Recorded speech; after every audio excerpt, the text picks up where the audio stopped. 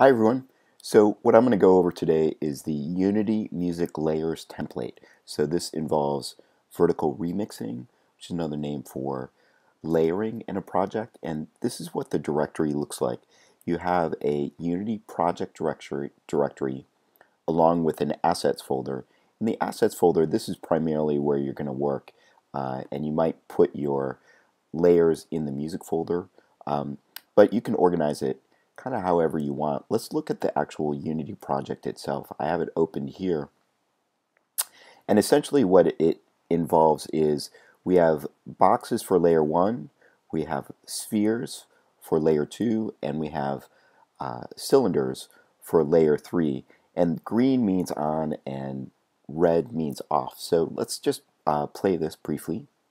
There's also a movie screen in the back, and you can add your own movies to that. Right now it starts out with video 1, and we're playing layer 1 right now, and if we wanted to fade out layer 1, we could collide with the red cube. So let's add layer 2, and you'll notice when I add layer 2 it's going to swap out the movie.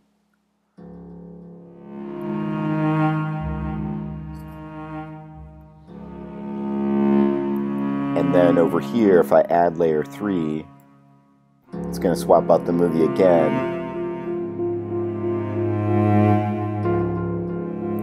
Now I have stingers in the back here where you can collide with the stingers and they'll play.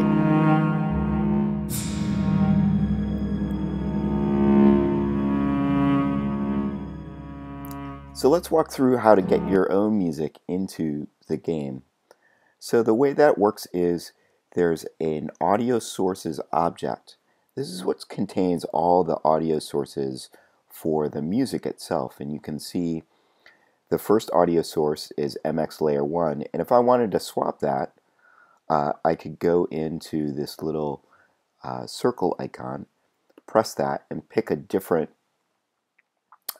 piece of music. So if I wanted to, I could just drag my new wave file into this area, or from the Finder or the desktop, I could drag it into the assets folder and it would appear in this area down in the project area in your Unity project. So that's basically how you change out the music to be your own music. And essentially we have 3 audio clips, one for the first audio source, one for the second, and one for the third. And then so you'd swap out all 3, and then there is a music test loops script. This allows you to actually jump to a different part to test your loops, because each one of these pieces of music loops. So if I want to test the end of it, what you can use is the fire button, which on my keyboard is the control button, to jump into the loop so that we can hear the end of the loop coming back around to the beginning. So I'll show that. So we have layer 1 on now. I'm going to add layer 2 and layer 3. So we have all 3 layers. And if I wanted to jump to the end of this loop to hear how it loops back around, I can hit the fire button and you can hear it jump to the end. So here's the loop point at the very end. It jumps to 90%. As you can see sort of in the music test loop over here, it jumps to 90%. These loops are pretty long, so 90% doesn't quite get us all the way to the end, but you could change that variable if you wanted to get closer, like 95 or 98%. Okay, and we found out that my loops need some work on the end of that when it looped back around. One other thing you might want to take a look at is how your music sources turn on and off. There's a snapshot switch attached to each one of these where we switch from one audio mixer snapshot to another. So we have 3 layers here, and each one has a snapshot of both being on and off. When we go to the cube here, it basically turns layer 1 on.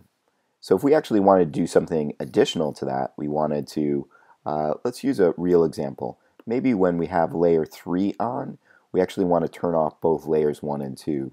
What we could do is, first we want to turn it on, but we could add a component called Music Snapshot Switch, and we could then select a different snapshot.